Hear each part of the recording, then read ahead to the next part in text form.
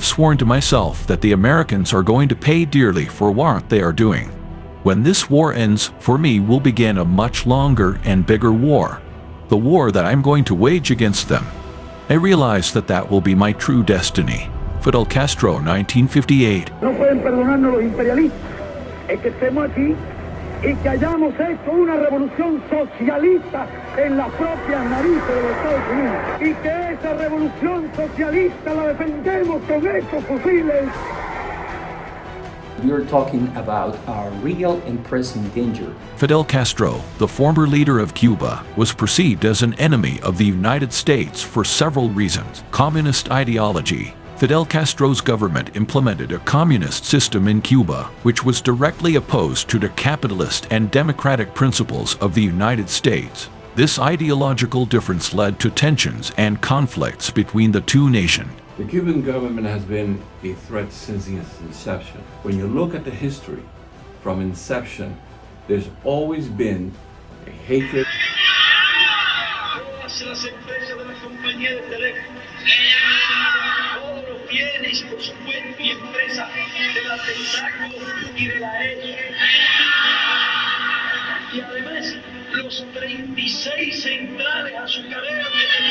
After coming to power in 1959, Castro's government confiscated all American-owned businesses and properties in Cuba without compensation.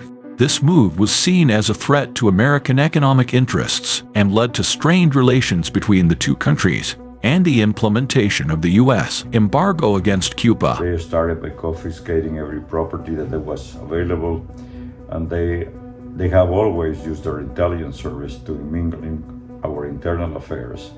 I remember with the what they call Red Avispa was around. One of the things that they had promoted was channels to be able to bring in explosive military weapon. I don't think that was really publicly said, but it was in the report from the FBI, which means that they had in mind at one point in time, if necessary, to be able to bring explosive into this country to destabilize our region. Castro's Cuba actively supported and provided assistance to revolutionary movements around the world that were opposed to American influence. This included supporting armed groups in Latin America, Africa, and the Middle East. La lucha armada es el único camino. One of the biggest threats right now, which is a long-standing threat, Fidel Castro and the Cuban regime hosted the M-19 movement in Colombia, which later broke up and became part of the Colombian government. They also formed many of the guerrillas that you had in El Salvador, in Honduras, and many other Central American cities. They also have been involved in the drug trafficking from early on. Democratic Republic of the Congo. In the early 1960s, Che Guevara and a group of Cuban soldiers participated in the civil war against Moises Font in late 1990s. Cuba sent troops to support the government of Laurent Desire Kabila in its fight against rebel groups. Cuban forces played a significant role in helping the government regain control of key areas. Sending thousands and thousands of young Cuban soldiers to fight and die for a failed ideology was Cuba, in Angola, Mozambique, Eritrea, even Syria during the Yom Kippur. 1975 to 1991. Cuban intervention in Angola. Cuba sends troops to support the Marxist government of Angola in its fight against the National Union for the Total Independence of Angola, UNITA, rebels. Cuban troops play a crucial role in helping the Angolan government secure victory. 1977 to 1989. Cuban intervention in Ethiopia. Cuba sends troops to support the Marxist government of Ethiopia in its conflict with Somalia. Cuban forces assist the Ethiopian government in repelling Somali incursions. There have been multiple instances. The 1980 Mariel Exodus, the 1994 Exodus, vows just to change, to get rid of a certain amount of the population that was dissident to the regime. Even when Clinton gave them, because of that little hurricane, all the agricultural conveniences to buy, and they still exploited. We've had Ana Belén Montes, now we have an ex-ambassador, molds for 20, 30 years in our government, making decisions or giving decision makers opinions about what the regime was. The capture now of Mr. Rocha, whom I met, I was a friend of his. It did surprise me when he was actually picked up at this country. I didn't believe it at the beginning. I had a long relationship with him, a friendship. The interesting thing, he never asked me a question at all. So he never elicited any information from me whatsoever. But he had a tremendous access. So he probably did more danger to the United States than anybody else, because while he was an ambassador in different places, he was receiving all sensitive information that he distributed among the different embassies about the foreign policy of the United States. I am sure they were passing that to the Russian and also to the Chinese to their benefit. So they have been very, very harmful for this country's national security. On November 17, 1962, the Federal Bureau of Investigation, FBI, led by J. Edgar Hoover, thwarted the war that Castro and Che had planned to wage against ordinary Americans, particularly in some of their favorite places of entertainment. 1962, the Cuban Missile Crisis occurs when the U.S. discovers Soviet nuclear missiles in Cuba. The presence of these missiles posed a direct threat to the United States, and it resulted in a heightened state of tension between the two nations. If it weren't for Nikita Khrushchev that knew what Fidel Castro requested of him, to nuke the United States, Fidel Castro wanted to gain control of the missiles so he can fire them. He even got infuriated when Nikita Khrushchev told him that you have no control. We will always have control of the weapons. Cuba supports various Marxist insurgencies and revolutionary movements in Latin America and Africa, which the U.S. views as a threat to its interests in the region. They have had a biomedical research lab that conducts biomedical weapons. They almost got the production of cocaine. Thank God the U.S. government detected that and stopped them. That's why Fidel Castro went out and killed one of his most infamous generals and a couple of co-conspirators. But we're getting evidence that Raul Castro was also involved in the drug transaction with the recent books put out by ex-Colombian drug lords. It was Fidel Castro Ruz who cut a deal with Roberto Suarez and started La Corporación, one of the largest drug trafficking enterprises that the world has ever known. The offsprings of La Corporación are still plaguing this hemisphere with violence. Which organizations are those? The Colombian cartels. If you listen to Carlos Leder, one of the most powerful Colombian drug kingpins, who recently published a book, he revealed that agreement cut by Fidel Castro was still ongoing with the Colombian cartel. We saw the WASP network coming in here. We have people that got into every naval base here from Key West all the way to Brunswick. They knew where our nuclear sites are.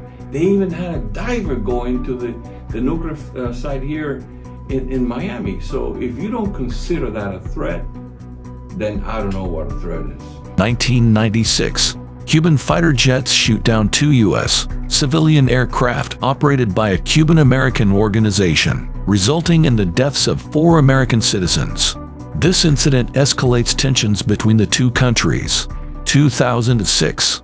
Fidel Castro temporarily transfers power to his brother Raul Castro due to health issues.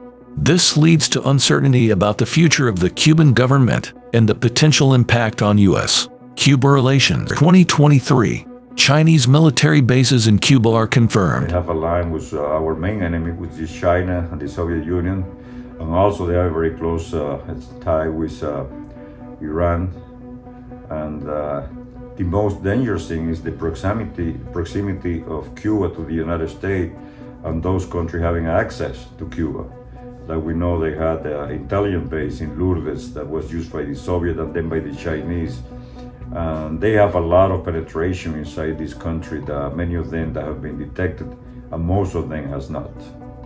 North Korean media portrays Cubans as comrades in the common cause of socialism. During the Cold War, North Korea and Cuba forged a bond of solidarity based on their militant positions opposing American power. Beyond economic ties, Cuba and Russia have been moving closer militarily. It is also well documented by the interventions and interactions of the Cuban regime with organizations that are defined as terrorists by the US and the European Union. If you want examples, it's not only the fact that it was Cuba that opened the doors of the Tricontinental to organizations like Hamas or Hezbollah. It's the fact that as we speak, if you want to read the resolution 2506 from the Council of Europe, you are going to find that Cuba is defined as one of the most important strategic allies of the Russian Federation in its aggression against Ukraine. And by the way, it is not only because of the sending of Cuban mercenaries to fight for Russia, again, in the aggression against Ukraine, because this has been well exposed and documented, among others, by Time magazine. It is the fact that Cuba, sponsored by the Kremlin, has signed a military treaty with Belarus, with Lukashenko, who is defined as the last dictator in Europe, that allows them to send military personnel to be, quote unquote, trained there for purposes that are undisclosed and so far have, at least according to reliable sources, also fed this conveyor belt of military personnel going to fight against Ukraine. Another thing that you need to take into consideration, when Russian representatives are advocating for installing nuclear-capable weapons in the Western Hemisphere, which country is the only one that basically have manifested in clear and well-defined expressions that would be willing to do so? Again, it's the same Cuban regime. Cuba has supported publicly the horrendous massacre of civilians in Israel on October 7, 2023 by the terrorist group Hamas. When we are talking about the October 7 attacks against Israel, you need to take into consideration that as per reliable documents, as per the White House that has put forward a 10 million fund in order to understand the financial circuits that provided the logistics for Hamas to launch this attack, you need to take into consideration the drug trafficking circuits in which Cuba and its intelligence apparatus has been involved since the early 70s. Cuba has been included in the list of state sponsors of terrorism by the United States for several reasons. Sheltering of fugitives. Cuba has provided refuge to individuals wanted by the United States for their involvement in terrorist activities. This includes members of groups like AIDA and FARC. By harboring these individuals, Cuba has been seen as actively facilitating and protecting individuals involved in terrorist acts. The biggest threat right now is Venezuela. Maduro's regime, narco regime, which is another thing that we're not calling things by their name. Ever since Chavez took over power and then Maduro, they changed the route. They managed to change the governments, influence governments in all Latin America to the point we lost Manta Air Base in Ecuador. The moment that happened, all the routes that we opened that operation where we gave all those millions of dollars to Colombia, they changed all the air routes into Venezuela and became a narco state. And from there, they diverted the planes that used to go to Costa Rica and Panama. They now were flying into Haiti and the Dominican Republic and the submarines. So the United States needs to understand that a country that has the power of the money, like Venezuela, although it has over 9 million Venezuelans out of the country right now, which many are coming to us looking for help, which are causing disruption all over, which are dying going through the jungles of Panama and Colombia just to get here, along with many other who are infiltrating right now our border. That is part of the plan of the Cuban government and our enemies. And if you don't understand that alliance between Venezuela, Nicaragua, although it's a small player, they are all in cahoots. They're all playing to take out the U.S. government. How? Destroying its economy. How? By destroying our values. And that's something that people need to know they're willing to do for 30 years. This is not a one-day event. This is a 30-year event. It's difficult to see how they're treated right now by this administration because they must consider them really a threat. And I don't think they are doing enough to contain that. So Cuba had like a free hand in here. They have people coming in all the time. I am sure there is a hell of a lot of more spy at high level in this country that have not been detected. And at a point in time, if they decide to do something, Cuba would be ideal because they have so many people inside this country to destabilize the American nation. So this is not about something that is just a potential threat. It's an existential threat that has proven time and again that they really want to hurt the security of the United States. On top of this, you might wonder, is this a clear and present danger? And the answer again is yes.